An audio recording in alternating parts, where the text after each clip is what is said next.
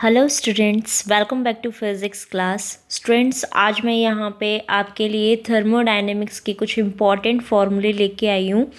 Hope आप सबके लिए वो बहुत बेनिफिशियल होंगे, क्योंकि हमारा काम ही यही है कि आपको ऐसे चीज़ें प्रोवाइड करवाई जाएं जो आपने शायद अभी नहीं पढ़ी हों और आगे मतलब वो यूज़फुल हों आपके लिए, और वो एग्ज़ाम में भी आ सके उन फॉर्मूलों से रिलेटेड क्वेश्चंस। ठीक है, जो इजी हैं, जो आपने पढ़ रखे हैं, ठीक है, उनको बार बार रिवाइज करवाने से अच्छा अब जो वो क्वेश्चन, वो फॉर्मूले जो आपने अभी तक नहीं पढ़े हैं और आपको पता होना चाहिए उन फॉर्मूलों के बारे में, तो वही क्वेश्चंस, वही फॉर्मूले मैं आपके लिए आज लेके आई हूँ। ठीक है, तो देखो, सबसे पहले मैं आपको बताना चाहती हूँ कि अगर हमारे पास क्वेश्चन आ जाए, क्या क्वेश्चन आए कि आपसे ये पूछा जाए, देखो आप इस वीडियो को क्या कर देते हो, स्किप कर देते हो। ठीक है, तो जो मैं बताना चाहती हूँ वो आप सुनते नहीं हो।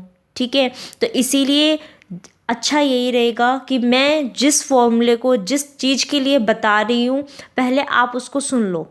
ठीक है, सुनने के बाद उसको बेशक से आप पॉज करके वो फॉर्मूला नोट डाउन कर सकते हो। ठीक है ना, तो पहले सुनो कि वो फॉर्मूला जो मैं बताने जा रही हूँ वो है किस चीज़ के लिए।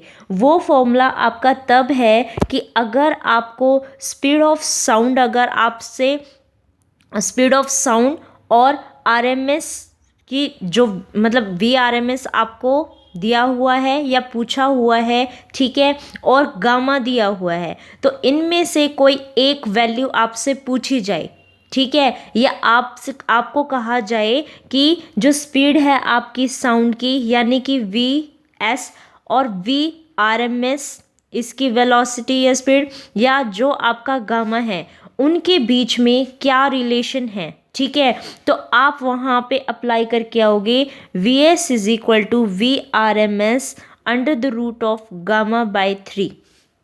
ठीक है, वहाँ पे आप इस फॉर्मूले को अप्लाई करके आओगे। आप सबको पता है मोनो एटॉमिक गैस और diatomic, try atomic, for linear, non linear, उनकी वैल्यू क्या होती है। ठीक है, तो आप यहाँ पे उस चीज़ को पुट कर सकते हैं। वी आर एम एस या वी एस यानी कि स्पीड ऑफ साउंड आपको दी गई होगी वहाँ पे, और एक चीज़ आपसे वो पूछेगा कि क्या होगा। ठीक है, तो ये इम्पॉर्टेंट फॉर्मूला बनता है। ठीक है, उसके बाद आपका जो सेकंड फॉर्मूला है स्टूडेंट्स, देखो वो है किस चीज़ के लिए। सबको पता है कि जो आइसोथर्मल कंप्रेसिबिलिटी है, सबको पता है कि आइसोथर्मल कंप्रेसिबिलिटी आपकी जो होती है beta is equal to minus के 1/v curly v by curly p into में t होता है। ये सबको पता है। ठीक है, मेन तो है ये, लेकिन इसके बेस पे वो ये भी पूछ सकता है कि अगर मैं यहाँ पे वंडरवॉल गैस इक्वेशन अप्लाई कर दूँ। सबको पता है वंडरवॉल गैस इक्वेशन क्या होती है। ठीक है, अगर वंडरवॉल गैस इक्वेशन अप्लाई कर रही हूँ और वहाँ पे उसको सिर्फ टेम्परेचर और वॉल्यूम के फंक्शन के बेस पे बताना था। ठीक है, क्योंकि हम बी के रिस्पेक्ट में तो उसको इंटीग्रेट ही कर रहे हैं, उसमें यही चीज़ें आती हैं।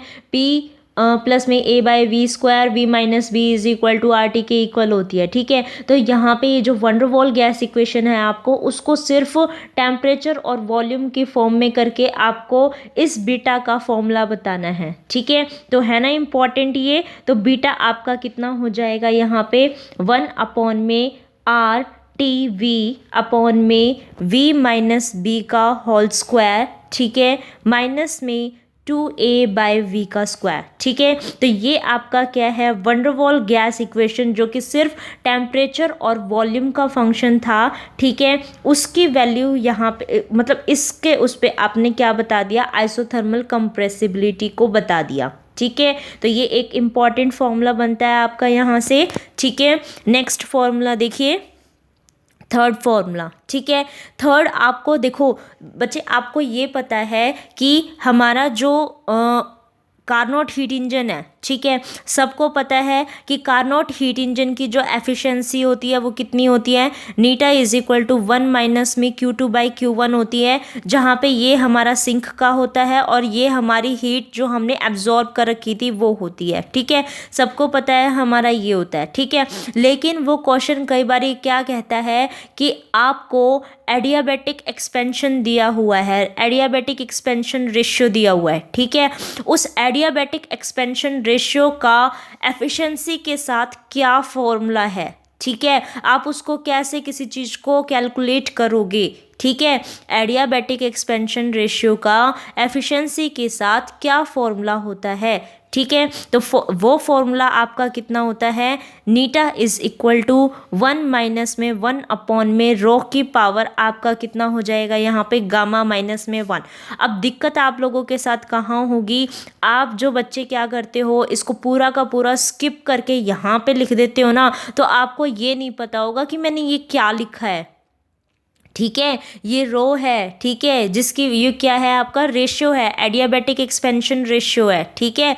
तो अगर आप, और ये क्या है आपका गामा, ठीक है, जो स्पेसिफिक हीट कांस्टेंट्स होते हैं आपका Cp/Cv वो है ये, ठीक है, जिसको आप मोनो एटॉमिक गैस के लिए, डायटॉमिक के लिए, ट्राइएटॉमिक के उसके लिए निकालते हो, लीनियर के लिए उसके लिए निकालते हो, ट्राई के लिए, ट्राई को फिर दोबारा लीनियर नॉन लीनियर के लिए निकालते हो, पाथ के लिए, ठीक है। तो उस चीज़ के लिए हमारा ये चीज़ होता है, ठीक है। अगर यहाँ पे अब जैसे यहाँ पे ये वैल्यू आपको गिवन होगी और एफिशिएंसी होगी, अगर मान लो एफिशिएंसी और गैस बता दी कि कौन सी है, मोनो एटॉमिक है, डायटॉमिक है, तो वो कहेगा एडियाबैटिक एक्सपेंशन रेशियो की वैल्यू कितनी है, क्योंकि बच्चे जो गेट के क्वेश्चंस होते हैं ना वो फॉर्मूले बेस्ड होते हैं, ठीक है। तो अगर हमें फॉर्मूले की जानकारी हो जाएंगी कि हाँ इसके लिए ऐसा फॉर्मूला आता है तो हम निकाल लेंगे, क्योंकि अब डेरिवेशन का तो टाइम है नहीं कि ये कैसे आया है, तो इसीलिए इनके फॉर्मूले इम्पॉर्टेंट है, तो आप इनके फॉर्मूले कर लीजिएगा, ठीक है। अगर आपको अब एक और है आपके पास कि अगर हमें ये दिया हुआ है, दो बॉडीज़ ले रखी है हमने कार्नोट हीट इंजन की उसमें ही, ठीक है, जो कि किसके ऊपर है, एक का टेम्परेचर T1 है, एक का टेम्परेचर T2 है, और इस तरीके से है कि T1 का टेम्परेचर ज़्यादा है T2 से, ठीक है। तो उस केस में आपको वर्क डन बताना है, उस केस में क्या करना है बच्चे, आपको वर्क डन बताना है, और किसके जो फॉर्म आनी चाहिए ना उसमें आपका specific heat at constant pressure भी होना चाहिए, ठीक है। तो वो फॉर्मूला आपका कितना होगा, this is equal, work done is equal to Cp T1 plus में T2 माइनस के 2 टाइम्स ऑफ Tf के इक्वल होएगा, ठीक है, जो इन दोनों के कॉम्बिनेशन से निकल के आएगा, जिसकी वैल्यू कितनी होती है, यानी कि ये मैक्सिमम हो जाएगी जब Tf की वैल्यू कितनी होगी आपकी T1 इंटू T2 का अंडर रूट, ठीक है। W मैक्सिमम हो जाएगा इस वैल्यू के ऊपर, ठीक है।